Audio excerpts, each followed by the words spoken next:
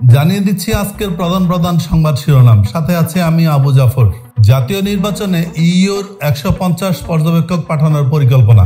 আসন্ন ত্রয়োদশ জাতীয় সংসদ নির্বাচনে ইউরোপীয় ইউনিয়ন 150 জন পর্যবেক্ষক পাঠাতে চায়। এই জন্য ইইউ, পররাষ্ট্র মন্ত্রণালয় ও নির্বাচন কমিশনের মধ্যে একটি ত্রিপক্ষীয় সমঝোতা স্বাক্ষর হবে। শান্তিপূর্ণ নির্বাচনে সহায়তা দিতে চায় ব্রিটেন। বাংলাদেশে নিযুক্ত British high commissioner Sarah Cook বলেন, শান্তিপূর্ণ, অবাধ, সুষ্ঠু নির্বাচনে সহায়তা দিতে চায় তারা। এছাড়া পোলিং স্টাফকে প্রশিক্ষণ ও ভোটার শিক্ষণ কার্যক্রমে সহায়তা দিতে চায় তার দেশ। জাপান রোহিঙ্গাদের সহায়তায় $3.4 মিলিয়ন মার্কিন ডলার দিচ্ছে।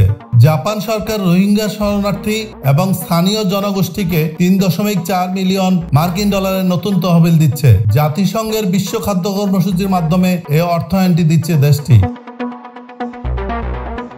ট্রাম্প নেতানিয়াহুর সঙ্গে বৈঠকে দুরূহ গাজা শান্তি প্রস্তাব নিয়ে চাপ দিবেন। মার্কিন প্রেসিডেন্ট ডোনাল্ড ট্রাম্প ও ইসরায়েলি প্রধানমন্ত্রী বেনিয়ামিন নেতানিয়াহুর সঙ্গে হোয়াইট হাউসে হতে যাওয়া বৈঠকে গাজায় শান্তি প্রতিষ্ঠার একটি প্রস্তাব নিয়ে ট্রাম্প কথা বলবেন।